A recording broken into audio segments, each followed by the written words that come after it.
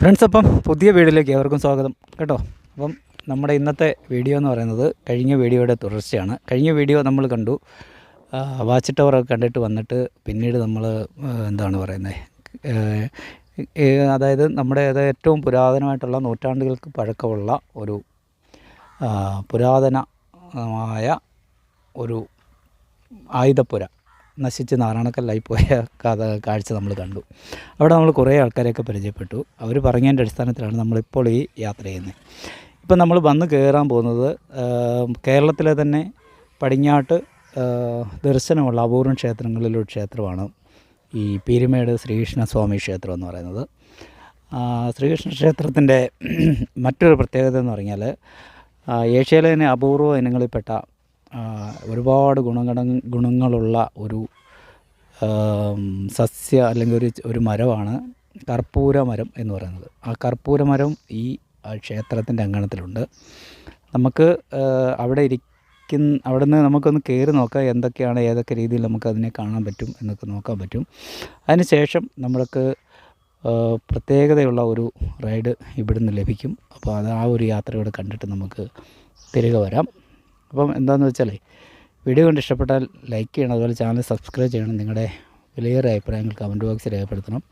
കഴിഞ്ഞ ഏറെ നാളുകളായിട്ട് നമ്മൾ യാത്ര ചെയ്തുകൊണ്ടിരിക്കുകയാണ്.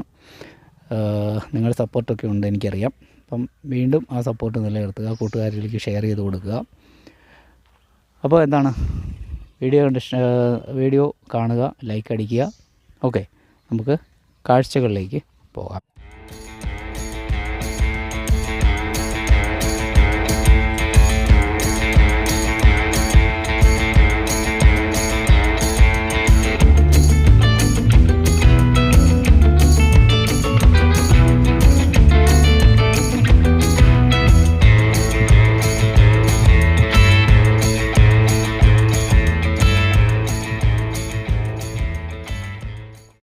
ഫ്രണ്ട്സ്, അപ്പം നമ്മൾ മോഹനൻ ചേട്ടനൊക്കെ പറഞ്ഞ പോലെ നമ്മൾ ഈ ക്ഷേത്രത്തിനുള്ളിൽ വന്നു. ശ്രീകൃഷ്ണ ക്ഷേത്രം പീരുമേട് പടിഞ്ഞാറേക്ക് ദർശനമുള്ള ക്ഷേത്രം എന്നതും പിന്നെ ഏഷ്യയിലെ തന്നെ അപൂർവ സസ്യമായിട്ടുള്ള ഒരു മരമായിട്ടുള്ള കർപ്പൂര മരവും എന്താ ഈ നിൽക്കുന്നതാണ്.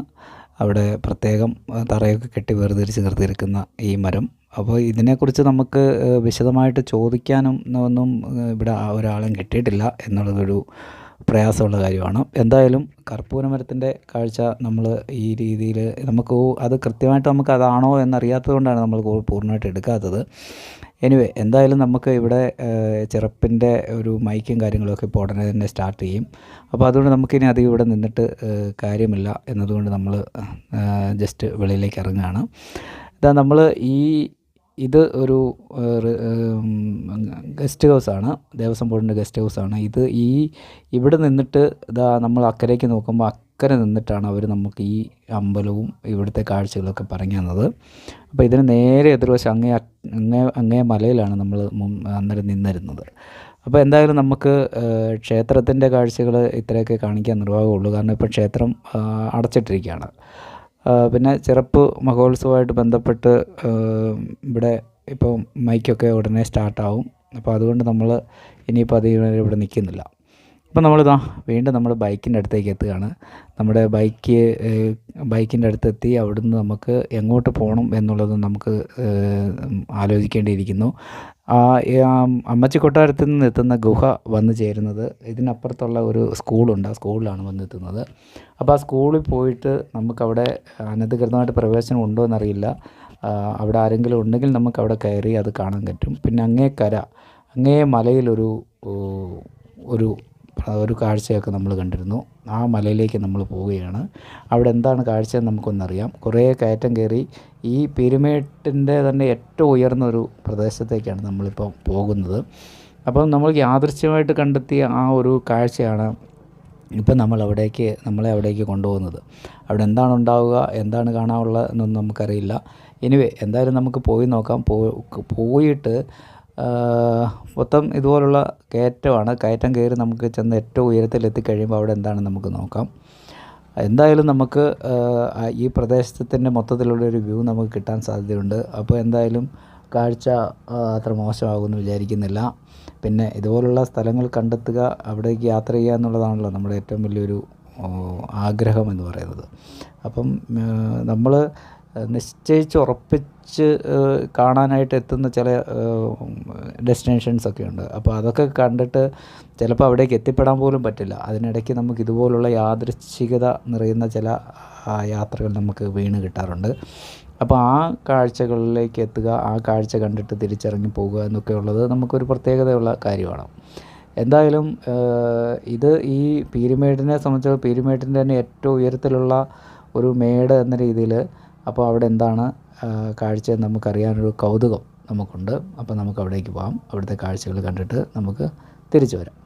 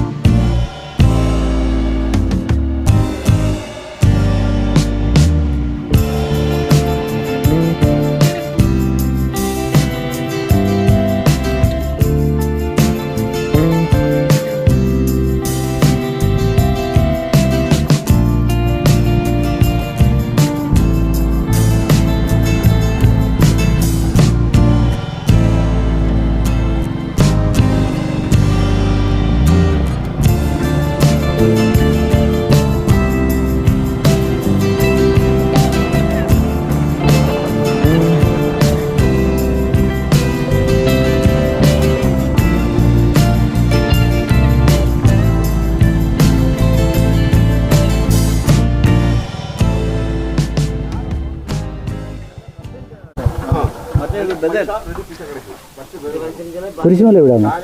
കുരിശുമല എവിടെയാണ്? പീരുമേട് കുരിശുമല എവിടെയാണോ? പീരുമേട് കുരിശുമല അത് അങ്ങ് പോകണം. അത് പീരുമേട് കയറി വരണുണ്ട്. കുരിശുമല ഉണ്ടല്ലോ. ഇതെവിടാ? വേറെ ഇവിടെ എവിടെ ഉള്ളത്? കല്ലാറ് പോലെ അങ്ങോട്ട് പോകുന്നത്. ഇതിലേ പോവോ? കയറുന്നതിന് കുഴപ്പമില്ല. ഇപ്പൊ കയറുന്നതിന് കുഴപ്പമില്ല. അത് ആരും കാണിയല്ല. ഫോറസ്റ്റാണ്. ആനയൊക്കെ ഉണ്ടല്ലേ? ചിലപ്പോൾ ആന കാണാൻ ചാൻസ് ഉണ്ട്. ഈ സ്ഥലത്തിന്റെ പേരെന്തുവാ? മേലെഴുത. മേലെഴുത. അങ്ങോട്ട് പോയാലേ നേരെ പോയ കല്ലാറ് പോലെ പോയിട്ട് പാമ്പനാറ് കുമളിക്ക് പോകുന്ന റോട്ടുണ്ട്. പാമ്പനാറാണ്. കുമളിക്ക് പോകുന്നുണ്ട് അതിലെ.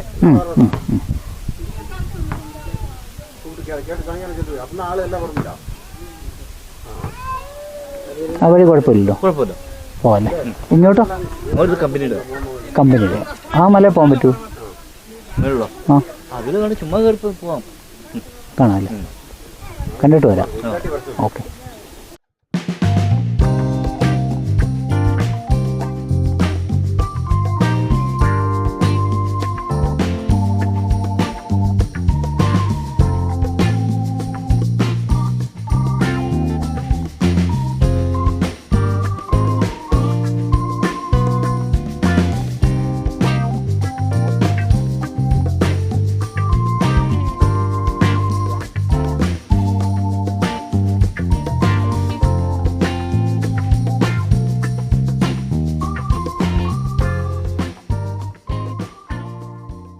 എന്തായാലും നമുക്ക് കിട്ടിയ സ്ഥലമുണ്ടല്ലോ, അടിപൊളിയാണ് കേട്ടോ, സമ്മതിച്ചേ പറ്റത്തുള്ളൂ. ഇത് കണ്ടോ, ഇങ്ങോട്ട് വന്നുകൊണ്ട് സൂപ്പർ. മേലെഴുത എന്ന് പറഞ്ഞാൽ ഒരു തമിഴ് വംശജരുടെ താമസിക്കുന്ന സ്ഥലമാണ്. തമിഴ് തോറഞ്ഞെന്ന് പറയാൻ എല്ലാവരും തമിഴ് വംശജരാണ്. ഈ തെളിക്കാടുകളുടെ തോട്ടത്തിൽ എന്താണ് ജോലി ചെയ്യാൻ വേണ്ടി വർഷങ്ങൾക്ക് മുമ്പ് വന്നിട്ടുള്ള. താഴെ കാണുന്ന പീരുമേട് ടൗണാണ്. പീരുമേട് ടൗണിൽ നിന്ന് വഴി അങ്ങോട്ടാണ് നമ്മൾ മുമ്പേ കയറി പോയത്. അപ്പം നേരെ തിരിച്ച് ഓപ്പോസിറ്റുള്ള വഴിയിലെ മേലെഴുത ഭാഗത്താണ് നമ്മളിപ്പോൾ നിൽക്കുന്നത്. ശരിക്കും തേയിലക്കാടാണ്, പക്ഷേ കാടും ഒക്കെ പിടിച്ച് കിടക്കുന്ന തേയിലയാണ്. എന്തായാലും നമ്മൾ ഇവിടെ നിന്ന് തിരിക്കാം.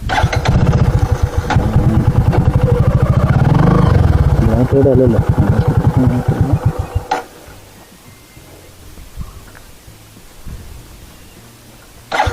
വളരെ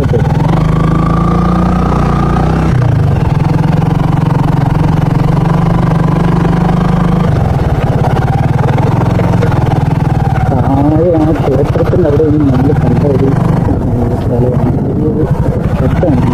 ഷെഡ് കെട്ടി ഇവിടെ ഒന്നും കണ്ടില്ല. ആ ഷെഡിനുകാരൻ അദ്ദേഹമാണെന്ന് പറഞ്ഞ് പേര് കാണുന്നത്. അവിടെ നിന്ന് ഒരു യാത്രയുണ്ട്. അറിയുന്നു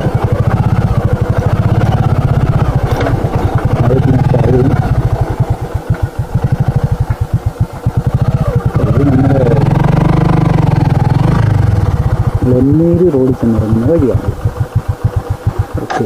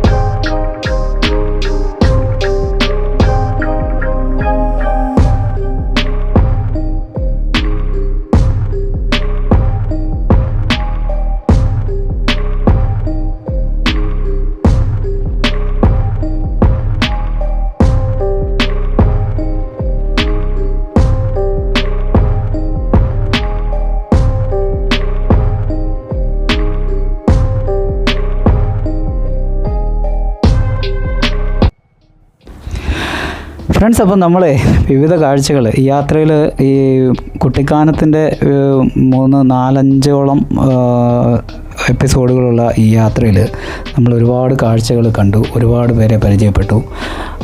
വ്യത്യസ്തമായിട്ടുള്ള കാഴ്ചകൾ കണ്ടിട്ടുണ്ട്. അത് എത്രമാത്രം നിങ്ങൾക്ക് അനുഭവവേദ്യമായിട്ടുണ്ടെന്ന് നമുക്കറിയില്ല. പക്ഷേ എനിക്കത് ഭയങ്കര ഹൃദ്യമായിരുന്നു. നമ്മൾ ഓരോ കാഴ്ചയും നേരിൽ പോയി കണ്ട് ആസ്വദിക്കുന്നത്രയും എന്തായാലും ഇതുപോലുള്ള വീഡിയോകൾ കിട്ടില്ല എന്നറിയാം. എങ്കിലും നിങ്ങൾക്കത് കുറച്ചെങ്കിലും ഒരു ആസ്വദിക്കാനായിട്ടുണ്ടെങ്കിൽ എനിക്ക് വളരെ സന്തോഷമുള്ള കാര്യമാണ്. അപ്പോൾ പോരായ്മകൾ ഉണ്ടെന്നറിയാം, വീഡിയോയുടെ പല കാര്യങ്ങളിലും പോരായ്മകളും കാര്യങ്ങളും ഉണ്ടെന്നറിയാം. അതൊക്കെ പരിഹരിച്ച് മുന്നോട്ട് പോകാനാണ് നമ്മൾ കഴിവതും ശ്രമിച്ചുകൊണ്ടിരിക്കുന്നത്. അപ്പോൾ നമ്മൾ ഇത്രയും എപ്പിസോഡുകൾ തീർത്തിട്ട് നമ്മളിപ്പം കുട്ടിക്കാനം ചുരം ഇറങ്ങിയിട്ട് നമ്മൾ അടുത്ത ദിവസം തന്നെ അടുത്ത യാത്രയിലേക്ക് തിരിയും. അപ്പോൾ അത് ഏത് റൂട്ടാണ് ഏതിലെയാണെന്ന് നമുക്കറിയില്ല. അതിൻ്റെ അപ്ഡേഷനൊക്കെ നിങ്ങളോട് കൃത്യമായിട്ടും പറയുന്നതായിരിക്കും. അപ്പം വീഡിയോ ഇഷ്ടപ്പെട്ടാൽ ലൈക്ക് ചെയ്യണം, അതുപോലെ ചാനൽ സബ്സ്ക്രൈബ് ചെയ്യണം, നിങ്ങളുടെ അഭിപ്രായങ്ങൾ കമൻറ്റ് ബോക്സിൽ രേഖപ്പെടുത്തണം കേട്ടോ. അപ്പം വളഞ്ഞക്കാനത്ത് നിന്ന് എല്ലാവരോടും ഒരുപാട് നന്ദി. വീണ്ടും കാണാമെന്ന് മാത്രം പറഞ്ഞുകൊണ്ട് ഇവിടെ വെച്ച് നമുക്ക് ഈ വീഡിയോ വൈൻഡപ്പ് ചെയ്യാം. Okay, thank you.